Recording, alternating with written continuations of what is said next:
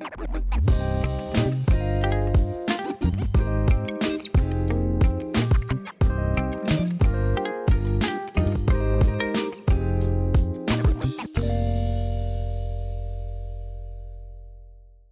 back to another episode of Water from the Rock. I'm one half your host, Marquis. I am other half Free Male. And today we have another special guest for you. But really quick, before we go any further, I usually cut my man Free off. I was about to say it when I said it's Free Male. You could be anywhere in the world, but you're here with us. That's it. That's it. We appreciate it. We love the love. And yeah, let's jump into this episode. This is a long time coming. Long time coming. Real quick, I want to get a couple housekeeping things out of the way. Let's do it.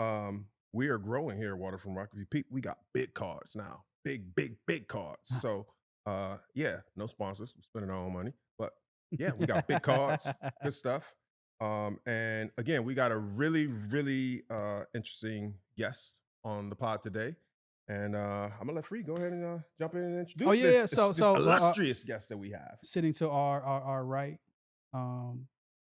really good brother, Marko Kelly, sous chef, private chef for hire. The boy can cook. Extraordinaire. Right. So if you need any chef services, this is the person you need to get with. I mean, look at all the books. The books. Right. The books should tell you. Exactly. Yeah. And one thing that I appreciate with you have a popping ass IG page. Yeah, it's a lot of food, which I appreciate, but a lot of great pictures. You could tell you live a happy lifestyle. I think you have it tatted on you. Wild is tattooed on you, right? You have a wild lifestyle, but you bring so much joy. We appreciate you being here, and thank you, sir. Thank you guys for having me. Absolutely, Marko. Welcome. How you feeling, man? I'm feeling real good. Yeah. Pleasure to be here too. Awesome. I do know. Where do I look? You look wherever you want to look. Okay, you cool. look at the camera. Yeah, you guys we're talking. You look at us. I have more of a conversation. Yeah. You're having a conversation with us. Yeah. Like, do your thing. Right. But yeah. So jumping right into it. Free, what do you got for him? Kick it off. So, Marko, as you know, we call this show Water from the Rock. We're taking everything we can from life, challenges, obstacles. Is there any moment or anything in your life where you have to pull water from the rock? You have to get that strength, that hope, that well-being from any kind of situation? I think that I could best describe that as like 7 years ago, I lost my grandfather. He was like the only like real person in my life, like the person that I looked up to the most. And if I could do anything, it was because he thought I could. Sure. And in his eyes, I could like do no wrong. I was the babe. They had 7 kids or 6, whatever. Then they had 4 grandkids, and I was the baby of all of them. Remember spending time. Like they wouldn't even have to be the best times, but just the times that I did in the sayings that I have from him. Like I get goosebumps because that's him. He could do anything. He was in the army. He was a great dad, a mailman. Everybody spoke really positive about him. And when I lost him, I thought that like I didn't know how my life would carry on, and the things that I was able to do. So I felt like I lost myself in anger for a whole year before I figured out that he's still watching me, and that like the things I do to be directed towards greatness, so that I can make him proud. Very dope. I think you have made him. Yeah, I'm still working on that. Absolutely. But every now and I remember seeing a red bird. I don't know what the hell you call them, but they symbolize cardinal. Yeah, and it was. I used to live by this church, and then I keep hearing the dings over on like Culver and Empire. Okay, and it used to just tear me up. And then I saw one of those, and I think I decided to turn not turn my life around, but like I work hard. Now I work harder. Yes. Sure. Now I work the hardest. That's Donuts Delight, right? Empire and Carter, across from the church. Yeah, there's like a Donuts Delight there. They got some good donuts. Yeah, great. I know exactly what it is. Yeah. So yeah, a lot of what I do is for a few people in my life. Well, thank you for sharing that impactful story. Very impactful, man. Thank you. Yeah. So with that, I know you're from this area, starting off, and we know cooking is your passion. How did you get into cooking? I would say that growing up early, my my grandma's Dominican, my grandpa's black. He's African American. He's from North Carolina and stuff. Mhm. He was in the service. They met. They moved. They're from Chicago, and then they moved to. Chi-town. Yeah. Shout out Chi Town. Um, they Windy moved City, very to. cold. They moved to Kuwait, New York. I think it was like 71. They raised 6 kids. Those are my aunts and my uncles, and they went to the same school that I went to. They were the first black family in that uh, area. Suburb, yeah. Yeah. And I remember stories. I never seen this, but like they would have crosses burned on their lawn. Um, N word, this and that, boom, boom, boom. In Going Rochester in the 70s? yeah. Wow. They would be going. My aunts and uncles going to school. Luckily, my uncles are like my size and bigger than me. Every single one of them. Like they Yeah, it's just funny. grew. It's funny you say that because when you said you were the baby of like all the grandchildren or whatever, and I'm thinking to myself, God damn, like, I mean, you're a healthy man, yeah, and so it's like, Jesus Christ, like these genetics, man. If you're the baby, like, Yeah. I want to Yeah. see what the others look like. So people would pick on my aunts and stuff, and like my smaller uncle, and my other uncles just went. They were badass. They were from Chicago. Mhm. They were just going around dumping people up, Wow. and then it became like, oh, that's Anna, or that's Caroline, or this or that. Oh, and my aunt Caroline, she was probably beating that too, from what I've heard. But like, don't mess with them. Gangsta. And then to the time that we grew up, we would go into high school, me and my brother, or middle school, whatever. Oh, those are the Kelly boys. Mm. Like, with respect on it. So until like 5th, 6th grade, we were the only 2 black kids, well, 4 black kids in our school. My 2 sisters, my brothers, or my one brother. It wasn't super hard because we had that name going for us and whatever. But what the hell was the question? Cooking.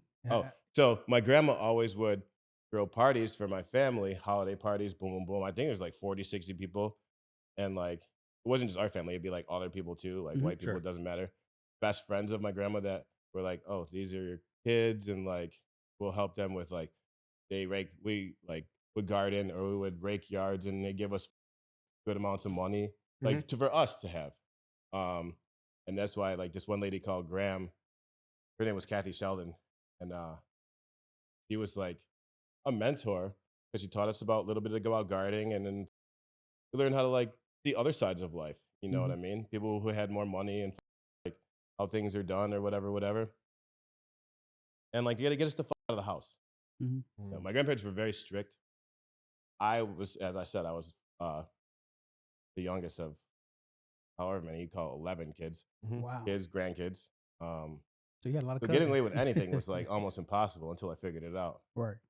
My grandma would have these parties, boom, boom, boom. She's over there cooking. I mean, she'd do this thing where she like cut with the knife in her hand, and instead of like on the board. And I still see people doing that today. And I like, be like, oh yeah, my grandma used to do that. I don't do that. Yeah. Not that it's dangerous. I could do it. But Yeah, I was like, gonna ask, is it like a cringe moment for you or whatever? But like, at that point, you knew what she was doing. well, she's an islandish. Yeah. She's Caribbean. Like that's Yeah. how they do it. Yeah. They probably didn't have cutting boards, So but we what- do have cutting boards today. Like we chop. What dishes do you remember that she was Yeah, cooking? bro. She used to make these things called pastelitos. Pastadillo. Yeah. And like yeah. she had 4 other sisters. They all lived in Massachusetts and some back in the Dominican Republic.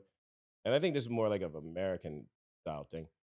So it's like a beef patty, but it's not. The dough is different. The meat's different. And she'd make these things by the hundreds. Yeah. And it's like, How big are they? They're like beef patties. Okay. so it's like this. Like Yeah. it's not like it is an empanada. And then she would do these things where like she would cut the dough in a certain way, so it'd be like boom, then it'd be a space, then it'd be like boom, and she would call those cow toes. And then I remember she'd be up making the potato salad. Did that like help with the cooking process? As I far don't as the know. dough I and tried to rising make it. over?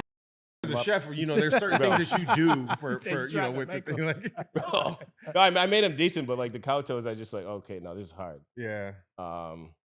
So she making the potato salad at 2 o'clock in the morning. My grandma's a nurse. Mhm. Did all that, came home, cooked for us, took care after raising 7.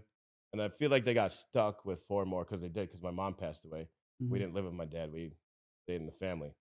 Sure. My mom passed away when I was 9 months old. So, and it's like, I never knew her, so I never had anything to be sad about, you know? Right. In a fucking way, like, everyone's like, oh, I'm so sorry. And I'm like, it's okay. Like, it didn't affect me because I had moms, and I still have, I have like 25 moms. Mine maybe like 50. All my friends' moms, bro, you'd have Yeah. no idea. They Yeah, treated yeah, me yeah. just like their own fucking kid, Yeah. and I called them mom. Dope, dope, You know? dope. So moving into like fast forwarding to like obviously like you see like the cooking in the kitchen and cooking, enjoying meals, food, things of that nature, or whatever was a staple in your household or what have you.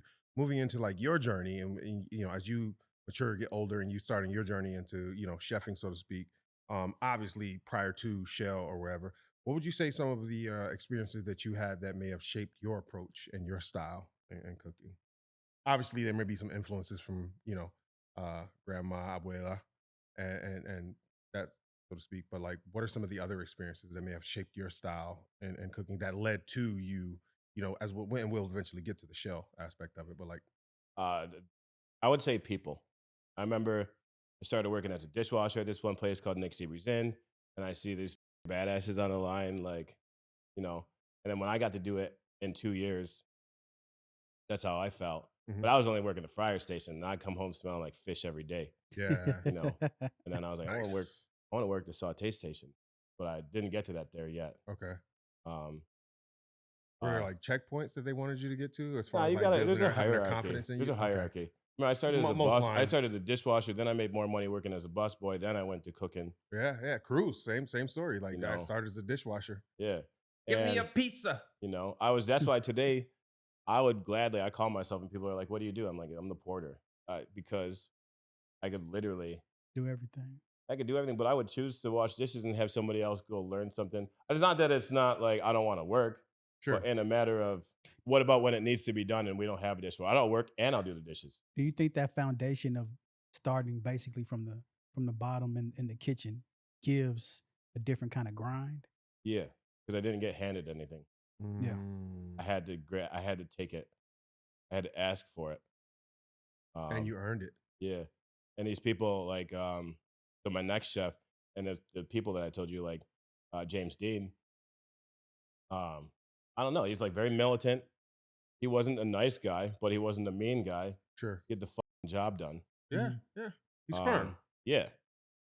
I wanted to be like that. I think I ended up like that. Mm-hmm. I remember this guy I knew was Pedro. He's a Mexican dude. I call him my dad.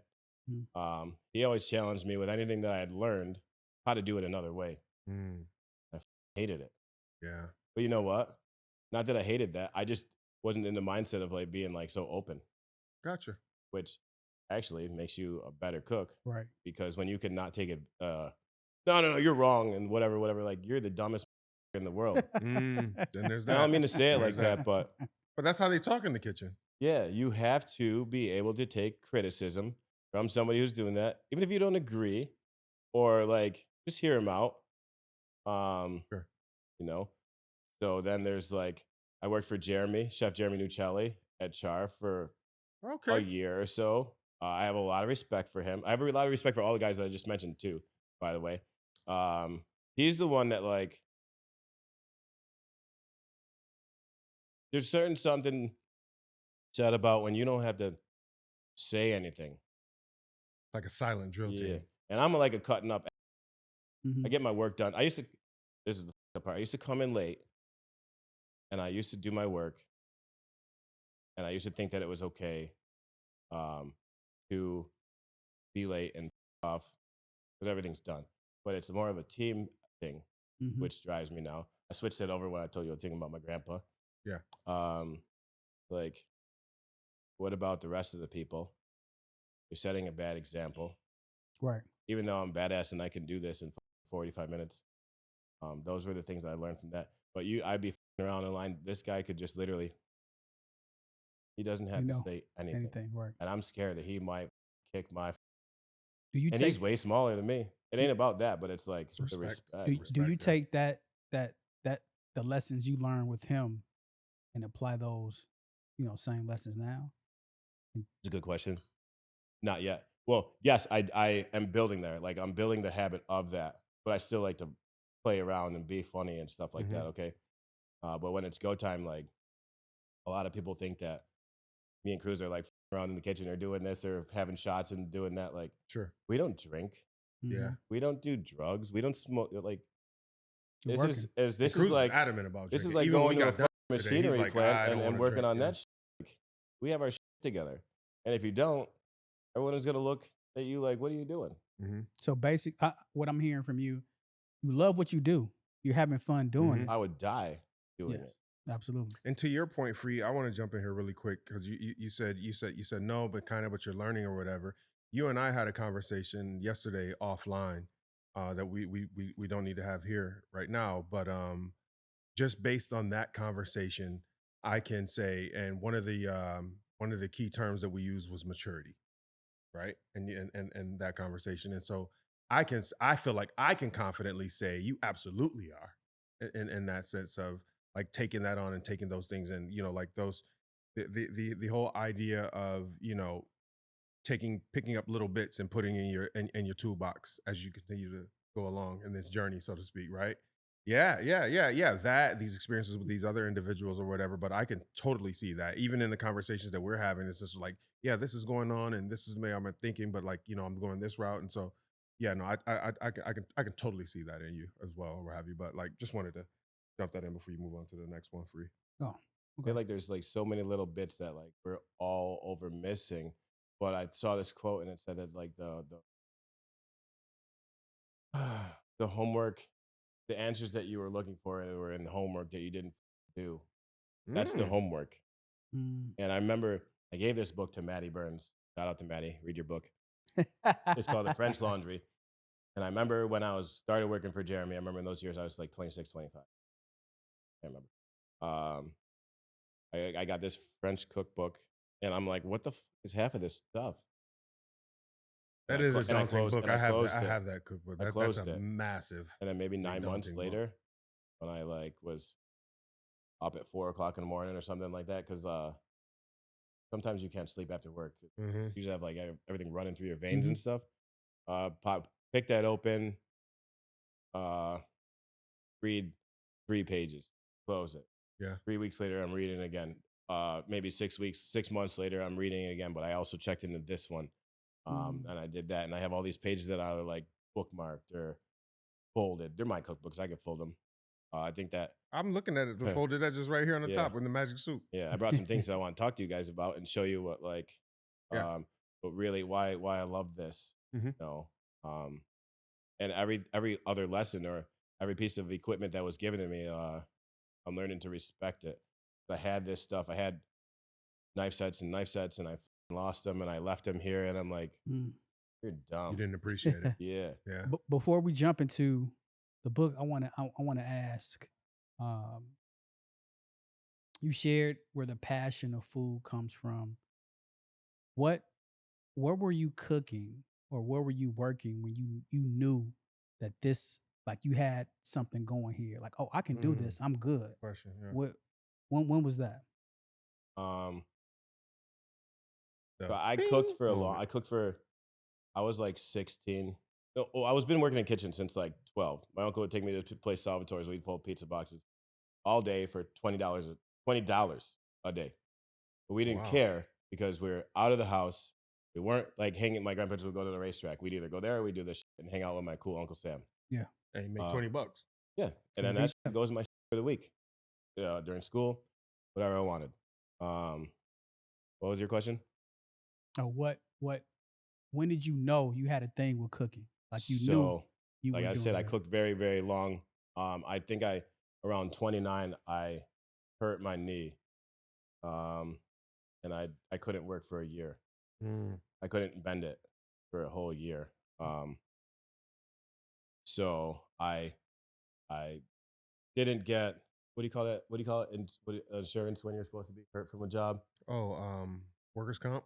Yeah, but there's workers' comp and then there's compensation or something like that. I got the lesser of the two where I was like making like a 180 because of the minimum. Oh, And that's when I was like, wow, giving my entire life to this stuff and or this job or career and nobody's taking care of me. Mm-hmm. gotcha. So I said, "F that." I started bartending. I worked at this place for 5 years. Mm-hmm. Um, that made me have face to face interactions with people instead of like being stuck in the back and just dealing with the servers or other cooks and stuff like that. Learning how to clean it up a little bit and then um, learning how to chat to people. Sure, Mm-hmm. Like, sure. Small talk. yeah, Yeah, yeah. kick it. Like I guess I'm good at it, but And these are all things that is you're building is to getting to yeah, that like yeah. that aha moment to cook. hmm So 5 years of that, and I realized that, like I told you, people want you to like talk a little shit to them, Yeah. like kick the shit with them. Sure. Okay, now we're not just talking this, we're talking about this, we're talking about that. Now you see the real me, I know the real you. Then I started working at this place called because Rico, this kid Rico, I worked with him at City Grill, and he was like, my dream is to have this uh, live fire, whatever, whatever. So we bonded on that. He's a big ass nerd, but he's really cool. He's a genius. Yeah. Love the kid. Um, hold on. You got it. A couple of years later, I ended up, he's like, yo, will you come work with me at Thistle as my sous chef in Brockport? I was like, yeah. Went there to work. Um, and it was this over the counter place, an 18-seat oyster bar where like we could reach out to you and serve you the food, Mm-hmm. basically, or take your Sounds like water a good order and your experience. drink order. It's more personable at Yeah. that point. But before that, maybe like a year, I was like cooking dinner for this girl at like 4 o'clock in the morning because we just got done out of the bar. Went to Wegmans, got this stuff. You know, I didn't know it, but like I'm just doing my thing. And she was like, wow, that's the happiest I've seen you in a long time. Because that was a hard part of my life.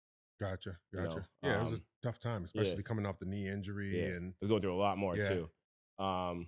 And So yeah, the so I was oyster, like, boom. so the oyster spot when you were serving, right, like almost what off the stove to the customer. Mhm.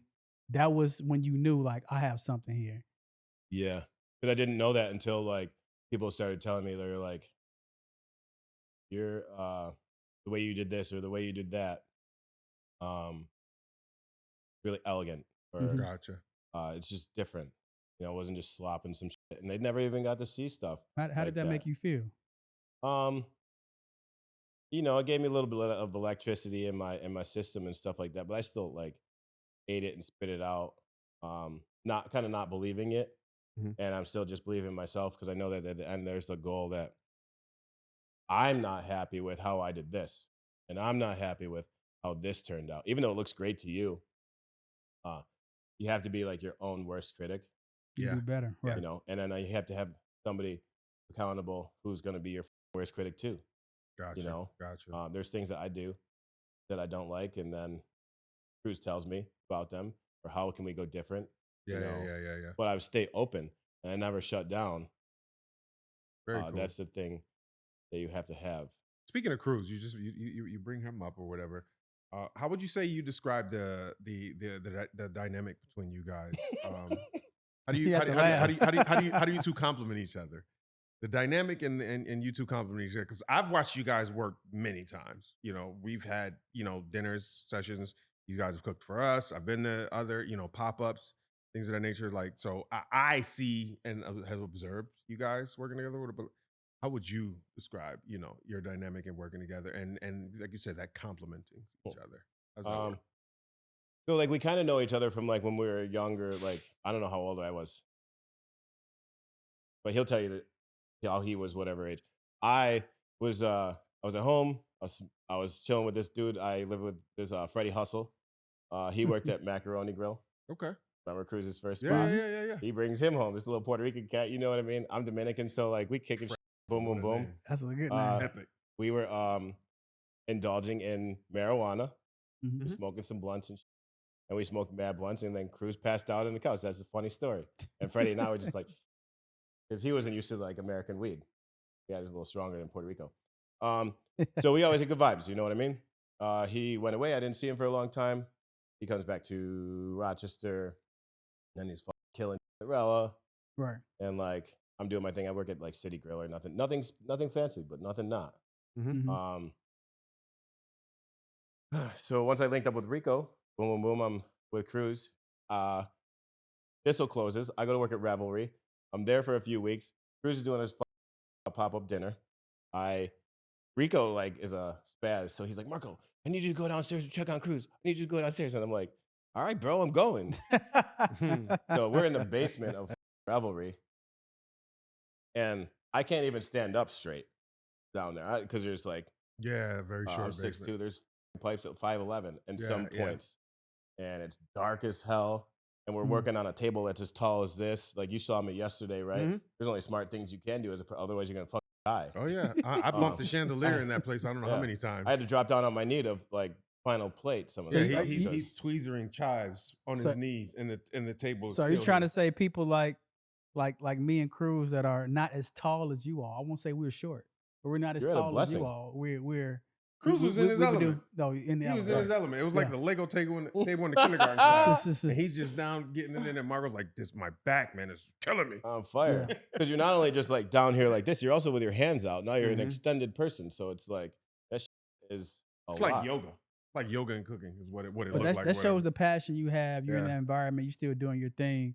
Yeah. But back to Marquis' question, that dynamic, what telling that story, what is that? How does that bring you and Cruz? He's a positive person. Mhm. I don't think I ever heard a thing out of his mouth. Really? And so Wow. like, why the hell would I gonna say something negative? You know, I could have been that person in the past or whatever, but like, let's change that and let's see where this goes. Mm. He's like, Marco, you doing this with me from now on? I'm like, are you sure? And I'm like, yeah. Okay. So now we like vibing, we listening to music, we doing this, we prepping over at this place, just the two of us, and then we doing this and we chilling. So I'm like barbaric or like savage, right? And a little bit more rustic, see that. but he's like almost a diamond, you know. So I am stealing finesse from him, Mm-hmm.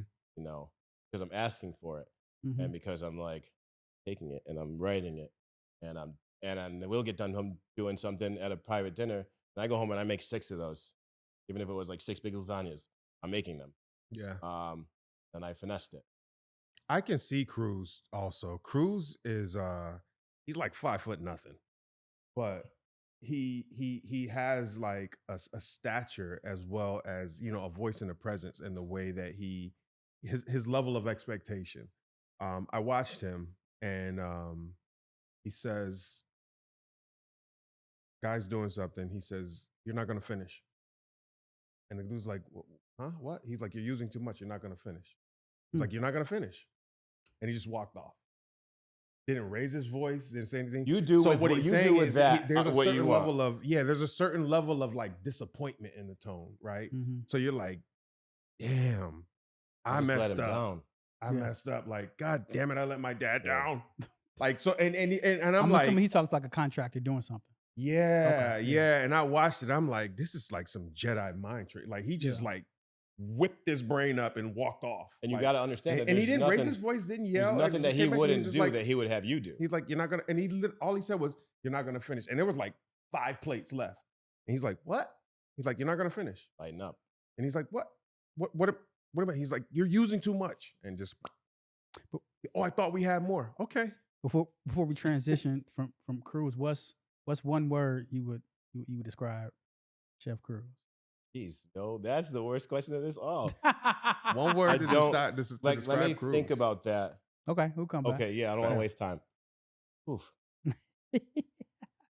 So inspiration and what inspires you? How do you keep your thoughts and cooking fresh? What do you use? You have a bunch of books here. Mhm. What keeps you inspired, or what keeps you to get to that new thing in cooking? First of all, Instagram. If it wasn't for Instagram, I don't know how I'd see food halfway across the world, unless it was for books. Sure. Getting into those, I have a soup book. Soups and sauces is one of the more. You said before, foundation of everything. Yeah, sauce. You can make a good sauce. You've done everything. Yeah. That's where they put the best person. It's actually You know, as you sauce know, is it's saucier. It's a right line. there. The badass. Yeah, swear. saucier is Really? You know, and then there's butchering, fish, and then cooking fish, and the grill guy. Like you gotta work your way up. You just start on fry. You cook and find French fries for 6 months. mhm. That's you're doing calamari or whatever, but like all that stuff that takes a touch and a knowledge of like how to control it. Um, Yeah. that's a lot. And it's pressure when you first do it. You don't know what the fuck is going on. Yeah. Right. You have to have a good teacher or like some kind of base to judge that off of. Did I answer your But question? you work your way up, right? And this is just me not knowing the ins and outs of kitchens. You work your way up, but do you ever lose that, or have you ever lost that skill of being the fryer or being the, the I guess the sauce person? Like what do you like? How do you make sure you keep those same skills as you move up in your chef journey? Like building upon those skills. I didn't have to worry about that because when I got through all of them, it's not like I didn't. I went through this thing where I started this meal prep company and I had to do everything. I had to Mm. do the salads. I had to do this and that and all that I hated it. And then I had to go and wash dishes. I didn't realize that you'd have to sit there and wash dishes for an hour and a half, 2 hours after you're done working. Mhm. Nobody else gonna do it. Okay. And I was like, oh, I gotta do this. And then it just became this thing about, oh, this is almost therapeutic. Mhm. Keep them up as you're going. Take a break, do this, empty the fucking trash. There comes a time where you can't do anything else in the kitchen once the trash is full. Because you can't put more shit. Yeah. Okay. So you have to think, you're like, change that. Go Mm. attack these things, and then they become super easy. Wow. What was your question? Yeah, I mean, you basically you answered it. You answered. Let me hear it again, though. Oh, what? How do you hone and keep your foundation skills as you move? So As you then move doing forward? this private chefing thing, like me and Cruz are just two people. And then we have our boy Nello. The Nello's like, Nello's one of the fucking, he's like a force multiplier because you put 3 of us together and now we're 6. You ever heard of Clydesdales or whatever like that? Yeah, horses. Oh yeah. You put one of them, could pull 8,000. Put 2 of them, they could pull 20,000 pounds. But there's 3 brothers, they can pull like 45. And if they really, really fuck with each other, they can pull 70,000 pounds. Well, let me Mm. tell you something, Marco. We had a gentleman on this podcast that did a full Budweiser commercial with I don't know, how many Clydesdales were there free? There's a lot of It them. was a lot of them. They had a full stable of them, and it was probably maybe 6 Clydesdales or whatever. And they went to the World Trade Center after 9/11. And shout out to you, Jeremy JS Rock. Check him out. Truth Collective on Instagram. Did the commercial for the Budweiser commercial for the Super Bowl. Oh, And nice. Using just Clydesdale. thought about that, and since you're talking about Clydesdales or whatever, so those Clydesdale, Yeah. they could have pulled a whole lot based on your analogy there. Mhm.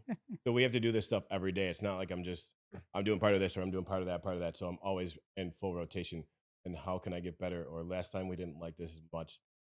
Do this, let's tweak it this way. Mhm. And the recipes are written down. And that's how you build on it. Because I didn't used to write stuff down. Now, how do I do this again? How do I do that? Pick the one you really like, stick with it, build it, change it. So now, and- so now and then you I can write have a things. cookbook. Now you write things down. Yeah. And how has that helped? I have a terrible memory. Yeah, Um, me too. I don't know what it's from.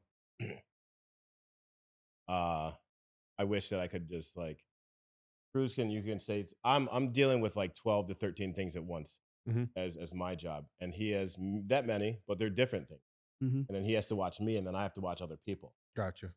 He makes sure that I'm okay, and that I make sure that other people. Gotcha. Um, Gotcha. Even if I have to take the brunt of the bashing, because he sometimes would say, "What about this?" or "What about that?" And I'm like, "Well, I'm doing this, I'm doing that." I'm moving on to those. And he doesn't say hurry up. He's like, make sure we get to that.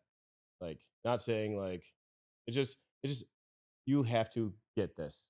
And you understand that in your Yeah, role as sous. because- You're the one that takes the arrows. Yeah, because I separate the friends from work.